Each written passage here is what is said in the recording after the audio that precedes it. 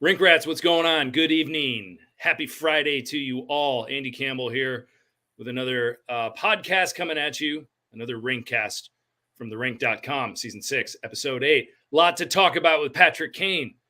And here to talk about it, Sean Fitzgerald, and the co-founder of The-Rink, and also podcast creator of The Net Perspective, Puck and Hostile, Gate, Jeff Osborn. Welcome, fellas. What's going on? Happy Friday. Can confirm. Happy Friday. Excellent. Well, we're about to talk for maybe a half an hour before puck drop on the recent Vladimir Tarasenko trade to the New York Rangers, thus effectively, most likely, ending the possibility of Partick Kane being traded to the New York Rangers. And boy, did Twitter blow up with all sorts of nonsense, fact, fiction, all sorts of stuff that we want to break down. But until Twitter, never. What? Yeah, no, never on Twitter.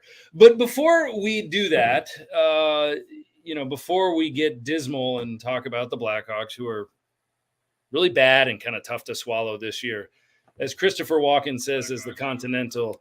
But first, a glass of champagne. I want to quick shout out to Brooks Boys Hockey, who took on St. Mark's School on Wednesday. Prognosticators gave them little chance. St. Mark's School littered with Division I talent, including one young man who's going on to the U.S. development program. And the Brooks School, who's gunning towards a playoff berth, got it together and beat them on home ice. Owen Christopher got a goal. Tanner McFall with 2 goals. Jake Lapani probably playing his best hockey of the year right now. Luke Dwyer had one on the doorstep. You got to put that in, buddy, but you still had a great game. Ethan Simpson was dynamite in the goal. And a quick shout out to you guys. Keep it rolling. Get towards the playoffs. Good luck tomorrow against St. George's. Congratulations to Brooks Hockey. And also thank you, some of you, for listening to this. Sorry Bardo's not here. Nelson's probably unstable right now, but he'll get over it. At any rate, thanks, fellas. On to the hacks. Okay, Tarasenko gets traded. What was the return, Shawnee? Did you pull it up? I did. So it was Tarasenko and Nico Milakola. I don't know. I'm butchering that name. Mila, not going to matter. Yeah. In exchange for Sammy Blyas, defensive prospect Hunter Skinner, a conditional 2023 first-round pick, and a conditional 2024 fourth-round pick. Oh. And the Blues are retaining $8 million or 50% of Tarasenko's $8 million cap hit. Got it. Okay. Wow. So if the New York Rangers, you're saying Bo Horvat got traded to the Islanders. We were talking on the Rinkcast last week that it was only a matter of a time before the Rangers do something. Like, they have to do something. You can't just let your fellow New York team take action and you're just going to sit still. But Hawk fans are ticked off. They wanted Partick Kane in New York. It seemed like a likely destination. It was what I predicted originally. I think a number of people were doing that. But they made the move for Tarasenko. People are throwing darts at Kyle Davidson for this, which is ridiculous. Couple things here, folks. Number one, it's up to Partick Kane. Let's not forget. We say it all the time. It's up to Partick Kane. Rightly or wrongly, it's up to Partick Kane, whether he wants to go or not. Secondly, Partick Kane may or may not be 100%. He's not having a banner year. He's not having a traditional Partick Kane year. Okay, he's a little hurt. Now, he dispelled those injury rumors today when he said people are blowing that out of proportion. But then you're not playing so hot either, buddy. And Gate, I'm going to shift to you here because, Partick Kane was a little outspoken today about, he sounded disappointed, did he not? And what are your thoughts on that? He said he was disappointed or he was upset that the Rangers went out and made this deal. But here's the problem. You can't be upset when you're the cause of, or one of the major causes of this to happen. And that being that Pierre LeBrun brought up probably last week or something like that on when he was talking about Partick Kane, that what was told to him was that Partick Kane was going to assess what he wanted to do, and then he was going to put his, if he decided that he wanted to be traded, he was going to put his list of teams together, and those teams were going to be notified a week to 2 weeks before the trade deadline. Now, you see the big problem here is when is that? that week to 2 weeks before the trade deadline. That's a week in the future. Yeah. The Rangers didn't want to wait around. They didn't want to wait around for Patrick Kane to saunter in and decide that he was going to, whether or not he wanted to be traded. They wanted to go out. They found their guy. They found a deal they were willing to get. And on top of this, Artemi Panarin and Vladimir Tarasenko are like better friends than Patrick Kane and Artemi Panarin were. So, it was very likely this was going to happen. And the reason that Patrick Kane probably wasn't even introduced to the Rangers as an option because Patrick Kane has given his list of teams, and you can't have a deal if Patrick Kane doesn't give his list of teams and he doesn't waive his no move clause, which he hasn't seemed to have done either yet. So no, and I mean you can't. You can't wait until he decides a week or 10 days before and say, okay, now I'm ready to go. I mean, yeah, maybe someone else will strike gold and get lucky and he'll do that. But then again, I mean, the other thing, and I want to ask Shawnee about this, there are rumors that the asking price for Kane is very unrealistic right now. I'm fine if Kyle Davidson's doing that, but unrealistic. And, he hasn't had that great of a year. He's saying he's not that hurt. Do you think he's hurt, Shawnee? What do you think of all this hip injury and the asking price? Well, I had heard, I think I was on the what the kids call the talk earlier, and I came across Charlie Rillimiliotis, and I think Remiliotis, and Pat Boyle, good time Patty Boyle, and they were saying that Patrick Kane's hip injury has been like he's had problems with his hip for years now, so it's not like it's a new thing. So I think it's just overblown. It's overblown, in my opinion. But I wanted to kind of pivot to the Kyle Davidson, like people throwing shade at Kyle Davidson. That's just dumb. Well, it's dumb, honestly, because like you said, Patrick Kane controls all the power. But also, Davidson doesn't have, if they decide not to waive their no movement clauses and stay, it's not the end of the world. He did all the heavy lifting in the offseason. Like, people keep saying, well, I don't understand why he traded Alex DeBrincat. He traded Alex DeBrincat because it was in the offseason. Alex DeBrincat did not have a no movement clause, so you knew he was going to get something for him. Absolutely. He pulled the trigger. With this, he's not dependent. Like Kane and Toews, he's dependent on them waiving their no movement clauses. And if they don't do it, they don't do it. Right. But the tank is still on. The tank is still on. So theoretically, if they finish with a worst record, they're still guaranteed a top 3 pick. They have 2 first-round picks next year. Like, we went over all their draft picks. So if Kane and Toews don't waive, it's not the end of the world. Well, it hurts them in the short term, but in the long term, it's up to Davidson to decide if he wants them back at their asking price. If they don't want to leave, he's just going to let them walk. Well, the thing that I hope for is that if they're not going to waive their clauses, then can you tell Kyle Davidson soon? Yeah. Because if that's the case, then you don't look to re-sign Domi. If they're saying we want to stay, we hope you will re-sign us, then you all of a sudden have to budget for those 2 players. And if you re-sign them first of all, there'll be cheaper deals. Who knows what they'll re-sign for? Yeah. But then you do need to start, throwing Max Domi's name out there and don't think about re-signing him to hit the floor. Then you do got to move Lafferty. Then you do got to move McCabe. Yep. I mean, Kyle Davidson has to start thinking about, I can't worry about these guys 24/7. I got to move up parts, What's the holdup? What is the holdup? You control who you could be traded to. Give them the damn list of teams if you want to be traded or if you don't want to be traded. Is it going to really be that much different on February 1st or on March 1st than it was on February 1st? Probably not. It's all going to be teams that are competing. It's all going to be teams that are probably going to make a playoff run. So just give them the goddamn list and be done with it. And pitter patter. Let's get going here, guys. No, it's easy for Bryson or Brisson or however you pronounce his name, the agent, to just Brisson, be like, Pat you guys wait as long as you want to. You have every right to do that. He might be telling them that. Do I think Kane and Toews are undecided? I mean, I don't know. But if I have to guess, I don't think they know what they want to do. And I know the deadline's approaching, but I don't think they have a clue. Well, they better make up their minds fast because, like last offseason, Claude Giroux made up his mind. He was going to Florida. That's where he wanted to go. Either trade me to Florida or I'm not waiving. What do you know? Yeah. Philadelphia figured out a way to get him traded to Florida. Get him traded to Florida. Martin St. Louis, when he left Tampa, he said, I'm going to the Rangers. I'm only going to the Rangers. Trade me to the Rangers. They got a deal done, and he got it done to the Rangers. So it's not like players in the NHL, former star players, have not gone to their general manager and say, I have a no movement clause. I only want to go to these teams. And then they have to get it done. Yeah. Let's pivot that because I know I saw a title of an article. I think Ben Pope said even if they waive their no trade clauses, no guarantee that they're going to be traded. That's idiotic. If they waive the clauses, you have to move them.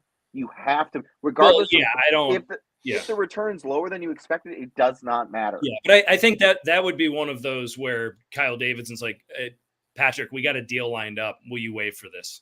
I think that's how it will go. It won't be they just all of a sudden waived and you got 10 days to make a move. So I don't know if the chicken or the egg, the cart before the horse or whatever you want to say, but go ahead, Gate. No, I say the bottom line here is this is kind of a dick move what they're doing. They're stringing everybody along. And why? What's I mean, you got to know right now what you want to do. It's a month out. You've known this is coming for years. You've known this is coming. Right. Like you knew at the beginning of the year that they're going to be tanking. Like nothing that's going on is any surprise. So what is the holdup? Yeah. Well, that's what we don't know. I mean, we have no idea if Patrick Kane has at any point in time said to Kyle Davidson, I do want to go to the New York Rangers. Let's try to get something done. Maybe KD was working on something. Maybe the asking price was too high. Maybe New York is actually concerned about the injury. And then they just said, screw this. Let's just go get Tarasenko. I mean, we could point the blame game, but who knows? I mean, who knows? But to your point, this should have been something where I agree with you, Gate, that maybe they should have made it public around the New Year, be like, yeah, we're trying to get out of here, or we're not, and just own it. So yeah. Well, according to one unnamed website, neither one of them are going to be traded, and they're going to veto any trade, which doesn't seem to be the case. But I digress. That website is guessing, just like everybody else is. Yeah. Matt Pisnarski, what are your thoughts on trading Kane and then in the offseason trying to resign him again? Would Kane be up for that? Only Patrick Kane knows that. Would I be up for it? Absolutely. Great. Go get a big return on him and then bring him back. Would other teams be up for that? Who knows? I mean, that's the other thing, too, is that, like, if people have questions about Patrick Kane's long-term health and a lingering hip issue that, Sean, if you suggested has been around for a while, if they're probably thinking about him as a rental. Yeah. And in that case, if Kyle Davidson is throwing out an asking price that's way too high and people are going, well, we can get a healthy guy, for less than that. I don't know. Yeah. I don't know, Matt. I love the question. It would be great if it could happen that way. Are signs pointing in that direction? Probably not. I think this is the end of the run for Patrick. Whether Patrick Kane waives his no trade clause and gets traded, or he just stays and plays it out the rest of the year. I think this is the end of the Blackhawks Patrick Kane era. Well, okay. So sorry. Go ahead, Sean. Go ahead. I read an article on The Athletic yesterday about the Toronto Maple Leafs just kind of looking around. And what Kyle Dubas is going to do in terms of what he has in terms of capital. And they even mentioned Kane, but they said, is he really worth a first-round pick? Is he due to the lingering hip injury, which seems to be general managers seem to be emphasizing that when they're going to talk to Kyle Davidson about their return. Yeah. Well, I've heard that national people. I mean, it's the thing. He's injured. He's got a hip problem, and there's no, how much it's affecting him. I don't know, but it's well known nationally that he has a hip problem, and it's lingering, and it could be affecting his play. That's what I heard today. Yeah, I mean, I don't. Only he knows that. I mean, he's not been the same Patrick Kane. Originally it was, wow, look at how disinterested he was. But now is it actually an injury? Who really knows? I mean, it's hard to know, but I mean, like Gate, is Patrick Kane right now the best trade chip they have? I don't think he is. It really depends. And first I want to say hi to Matty Pisnarski. I coached him when he was a kid and I played hockey with him. So Matty Pisnarski, you the man. And We're thanks sorry, for complimenting my head. What's Yeah. that? Where's our gate coach do? Yeah, I take it his hockey career didn't pan out. Hey, I've gotten good reviews on my coaching. So anyway, From the national guys or just the local guys? I'm just the local guys. Okay. So as far as like the trade piece goes, like defensemen are normally what the hot market is. I mean, when you get something like, Brandon Hagel last year, because he didn't make any money and he was still young and he could be playing up and down the lineup. But generally there's getting to be a lot of like traction on this Jake McCabe being traded. Yeah. Because he's a defenseman. He could play, probably your middle pair, could probably be put in, on the PK. You're not going to put him on the power play, but he could be important to a team that needs that one extra defenseman going into the playoffs. Mm-hmm. Is a right wing that's that's not playing well. That's he's having a down year. He's a right wing. He's probably a power play guy, but he's not going to kill penalties for you. And how much are you going to upset your roster to place Partick Kane in there, especially like with the Rangers?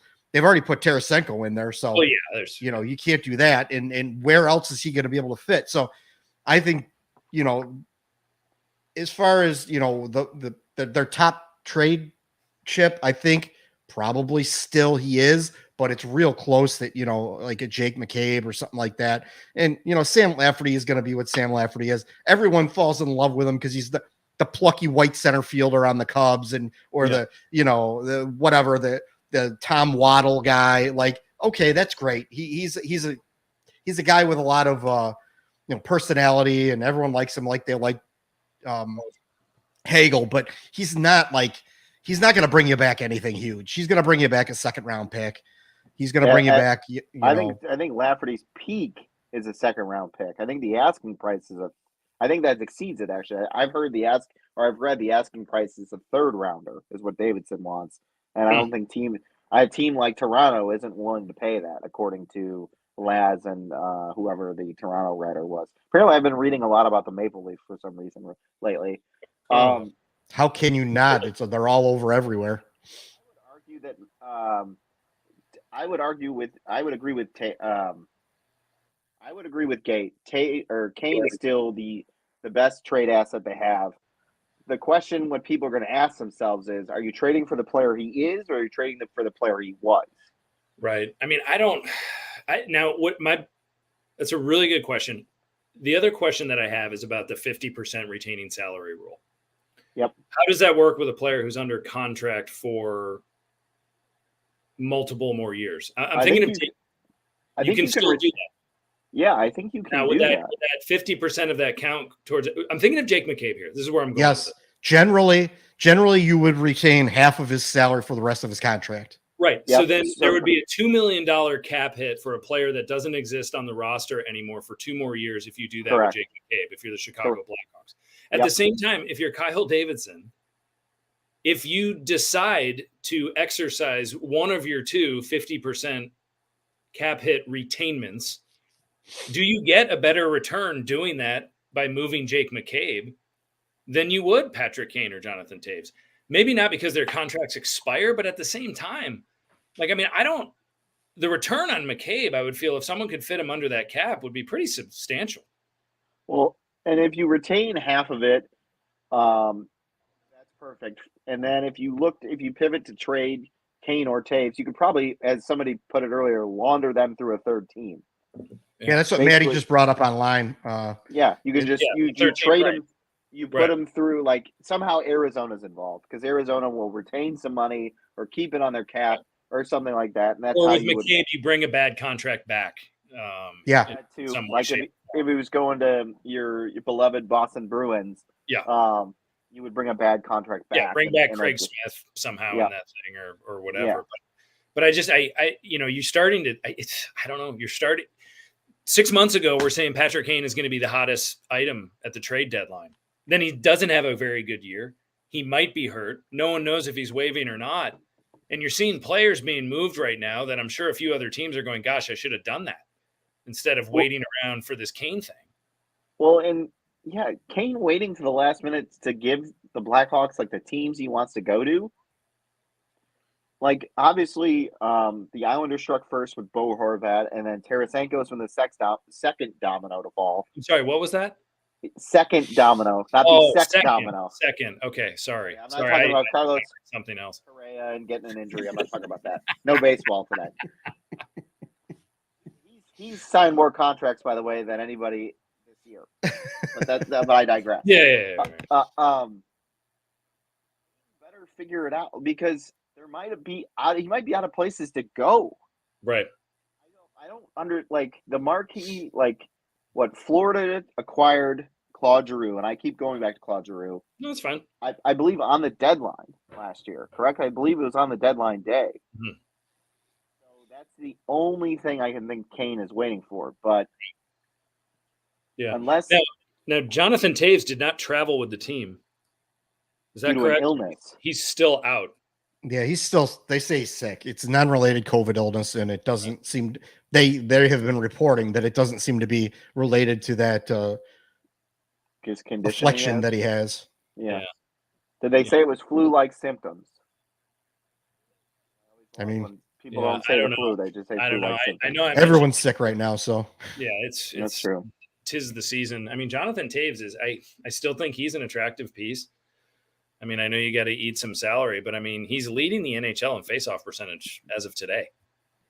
For those, I don't get there is so much slander of Partick Kane and Jonathan Toews right now. Like that Jonathan Toews is only worth, he's only like a fourth line center right now. I mean, he could be a decent second line center for a team. If he's healthy, he could be a really good second line center. They'll win you face off, play power play. He could do it. He could even PK if you want to put him out there. And if you don't have to put him out there for, top line minutes, I mean, he'd be fresh. Like he could be, he could be a formidable player out there. And there's just such slander going on out there about I don't know if it's because people are trying to drive the price down or what, but just the shit talking about Partick Kane and Jonathan Toews, they're not done. They still have value. I mean, Jonathan Toews is on a bad hockey team right now. He's leading the league in draws. He's their everything guy. He plays in every situation. He's going to be a 20-goal scorer. And he's a captain. He's a captain. The leadership. Yeah. No, I mean, if he waves, I think there's going to be a big market for him. He's still a good player. He's not great anymore, but he's still good. Kane, if he's healthy or if in the playoffs, he could still be great. And I don't understand. Kane and Toews aren't what they were 5 years ago. Fine. That's fair. I know it's you would think on Twitter that trading Kane was the equivalent to passing up the Ark of the Covenant or something. It's insane what people say about it. But they're not the same guys they were. But Kane can still be great, especially in a playoff series where it's 7 games and Kane gets on a heater. Kane, I think, averages a point per game in the playoffs. Yeah. So that's the difference in a 7-game series. That's huge. That's a goal that ties the game or puts you up late in the game. Toews still knows how to win. He's not what he was. That's evident. That's fine. You're not going to pay for that. And Kyle Davidson, if he's smart, won't ask for that. But he's still a good player. Well, no, I mean, remember in the fake playoff series, I mean, I know it was a few years ago, but the COVID fake playoff series when they were kind of the play-in team against the Oilers, Toews was the best player in that series. I mean, he was awesome. He was lights out. And I mean, I don't Kirby Doc. Yeah, right. I guess I don't know. I understand wanting to be with one organization for the rest of your career. I mean, both of these guys have known nothing but the city of Chicago since they were teenagers. So maybe the idea of living somewhere else they just don't want to do. I don't know. There's that. But it's just can't quite get my arms around is the fact that I really hope that they have an interest in playing meaningful hockey again. Why? I don't know. Why don't they want to play in meaningful hockey games? Yeah, I don't get that either. This is going to be your one chance to help out the franchise that's floundering, your old franchise, help them out by getting them assets that they can then use to rebuild to start trying to win again. And you could move on to somewhere where you could actually take another chip at trying to get, that fourth cup. And it may or may not happen, but whatever. And if you want, and say they want to come They want to be in Chicago. They really like Chicago or whatever. Come back and sign on July 1st for a reasonable deal, a 3-year deal that's reasonable, that's team friendly, and that's fine. That's all fine and well. I don't care if you do that. But like, help the team out now. If you want to stay here and you're not helping them out by not letting them acquire assets, using you to acquire assets, you're effectively making the team worse, and you're effectively making the rebuild last longer. Yeah, and that's the other thing with Kane. He's saying that people are blowing the injury out of proportion. Okay, then if that's the case and you don't waive, that's a shame. Then that's just really, if you're totally healthy and you're not, you end up not waiving, hey, thanks, guy. And I also think it's like, and I'm trying to put myself in his mind, and maybe, I don't know, I'm kind of getting on a little bit of a Kane bash fest, but it's just kind of, if the Carolina Hurricanes, if Kyle Davidson goes up to Patrick Kane and is like, hey, the Canes have called, we can make this happen, it's a good return for us, will you waive? And he says no. You don't want to go to the Canes right now that are ready to, they're ready to roll here. They've got just as good a shot to win the cup as anybody else. So you don't want to play on the biggest stage where you excel, where the bright lights are on you, where you can dispel all the rumors about your hip and then go get a payday in the off season. If anything, think about it. Maybe he's being selfish. Think about it selfishly in that, like, if I want to get another contract for, I don't know, whatever he's going to ask for in the off season, you got to show you're still healthy and can still do it at a high level. Yeah. Otherwise, the only deals you're going to take are going to be these hometown discount deals. And then if that's the case, like, I don't know. It just also another thing that I think of, they don't have Kane has a little kid. Toews does not have any kids that we know of, correct? No, he doesn't. Correct. That we know of. So it's not like he has a family that he's worried about moving or leaving during the off season. Like Kane goes back to Buffalo in the off season, or used to. Toews go back to Canada, so it's not like there's anything physically, like kids aren't in school here. There's nothing of that holding them back.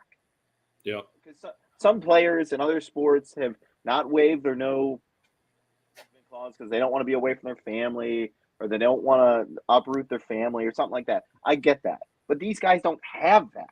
Kane's son is not, I don't think he's of school age.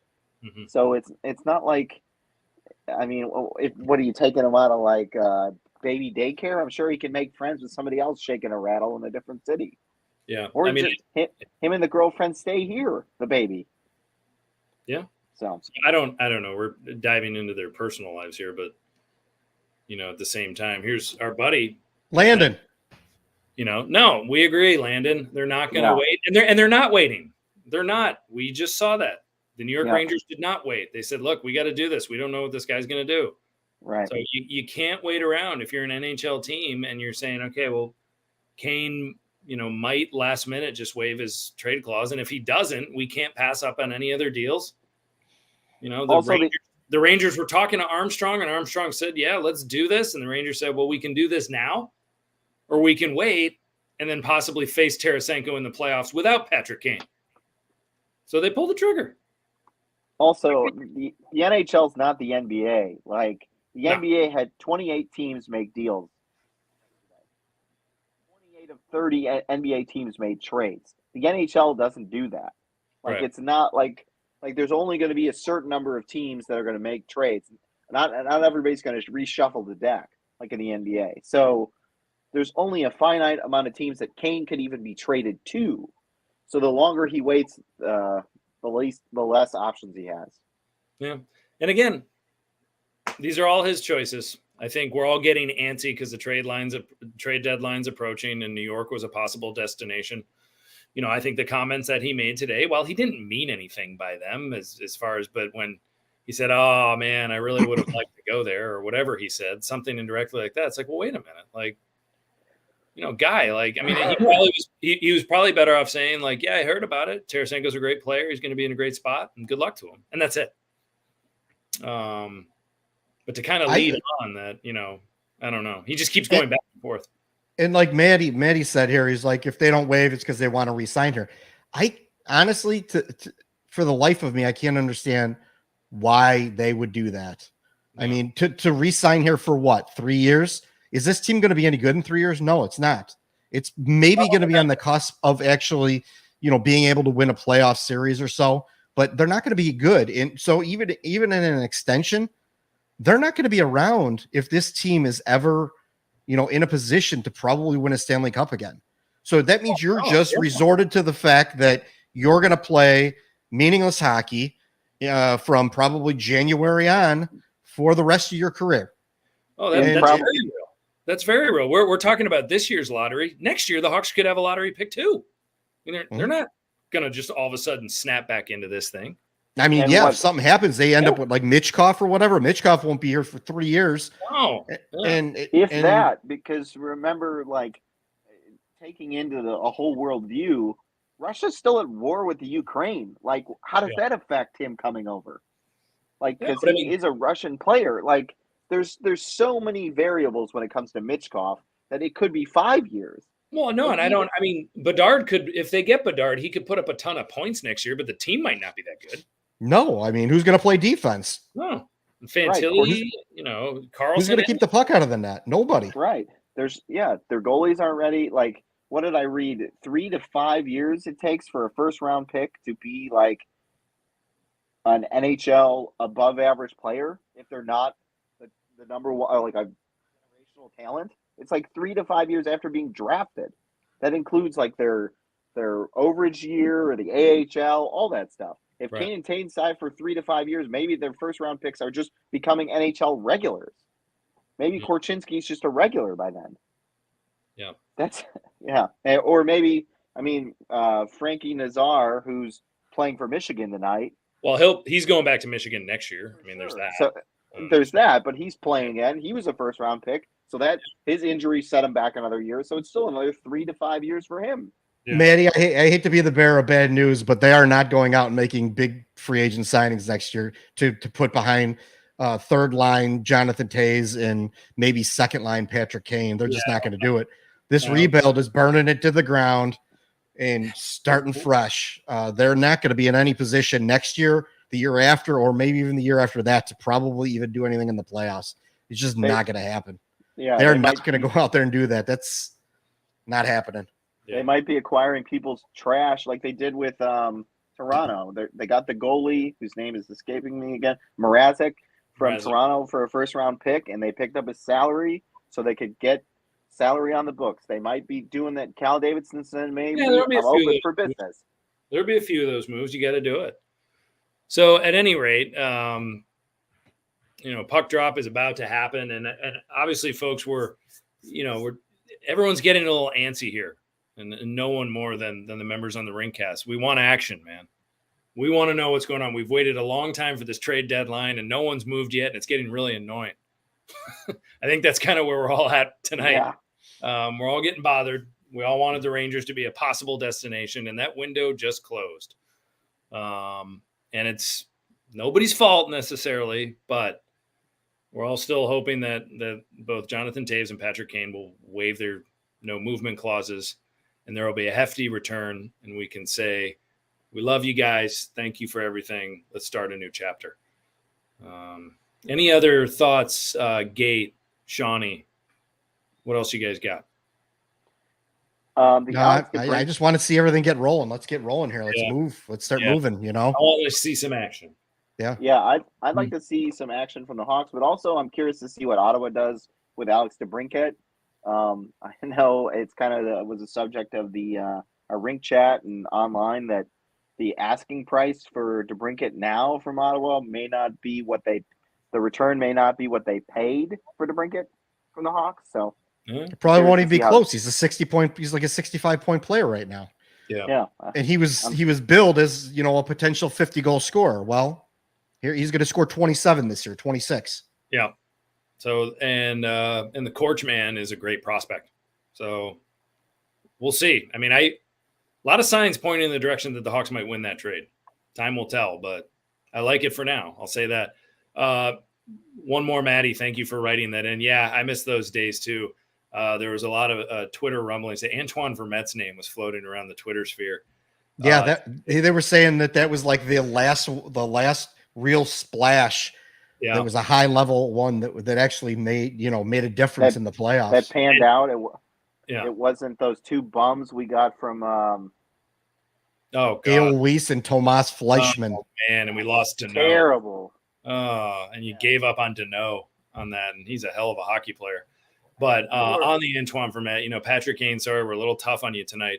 But that was one injury that you had that worked out for everybody in 2015. Everyone remembers Kane went down in March, and everyone, oh, no, maybe he's done for the year. It cleared cap space. In comes Antoine Vermette. Kane dresses for the first playoff game. The rest is history. Antoine Vermette with a game-winning goal in Game 4 in the conference finals against the Anaheim Ducks to even up the series. 2 game-winning goals, both in Tampa Bay in the Stanley Cup finals.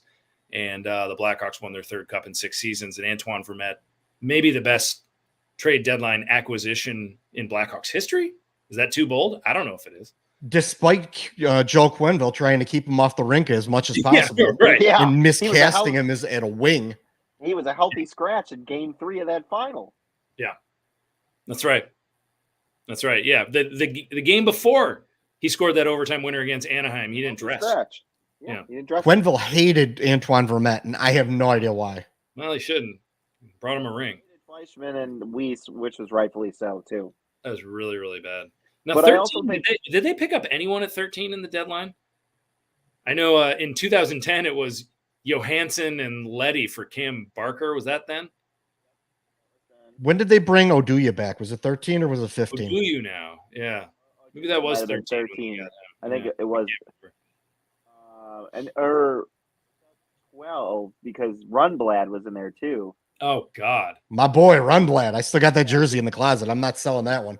No, but I think also Antoine Vermette's name's been floating on the Twitterverse because of Mark Stone's injury to the Vegas Golden Knights, which now they can put him on LTIR, similar to what the Hawks did with Kane that acquired Antoine Vermette. So I think that's why it's floating around. Yeah, Kimmo Timonen was the D-man from Philly, Matt. You just wrote in. That was a nice pick. 40-year-old Kimmo Timonen. I think it was Michael Frolik in 13 they actually got. Oh, you're right. It was Frolik for I hate the guy that he was a good pickup. He was a good pick. It was a first round pick. It was he stunk too. What was his name? Oh, was it Radislav Olesh? No. Was it Rusty Olesh? No, they came actually. Frolik and Olesh came from Florida. That's right. To the Blackhawks, like in 2011. That's right. Okay, so it wasn't a 13. It wasn't a deadline deal. Well, what was yeah. Oh well, we'll figure it out. I mean, definitely, boy, those days where you had Chris Campoli on the blue line. Campoli was the 10-11 draft. The one who gave Alex Burrows the OT winner. That poor guy. He was run out of the league from one awful play. Yep. He was a pretty good defenseman up until then. Okay. They were going to re-sign him. They had a deal. He was a decent defenseman. He made one bad play. I mean, look at who was it that knocked that punched the puck into the net in the playoffs? Shaw with his head against the Kings. Punched the puck into the net. It was Leddy. Yeah. They didn't run Leddy out of the league because it was deflected off him in the playoffs. Yeah, but you can't compare Nick Leddy and Chris Campoli. Come on. Chris Campoli was actually at the time he was one of the higher rated defensemen. I mean, defensemen are way overrated when it comes to the trade. That's like comparing Grant Fuhr to Colin Delia, man. Wow. Shade. By the way, it was Jack Skilly who was traded for Michael Frolik. Yeah. And they also got Alex the Alligator Slock, the goalie from Florida that they got back in that trade. Gotcha. All right, well, enjoy the Hawks tonight, folks, and pray for a loss against another cellar dweller, the Arizona Coyotes, who we're all hoping do not get Connor Bedard, and Connor Bedard can actually play in a real arena. But anyway, the last time Arizona won on the road, I thought I saw it was November. Well, just an FYI. So they're due. They're due. All right. Well, enjoy the hockey tonight, folks. Happy Friday. Thank you for joining us for a quick one. as we run through our antsy, not impatient nature around the I think it was Patrick. our airing of grievances. Yeah, getting very impatient around here. We're getting impatient. A lot of problems with you people. All right. Well, thanks everybody. Have a great night, and we'll be back next week. Take care.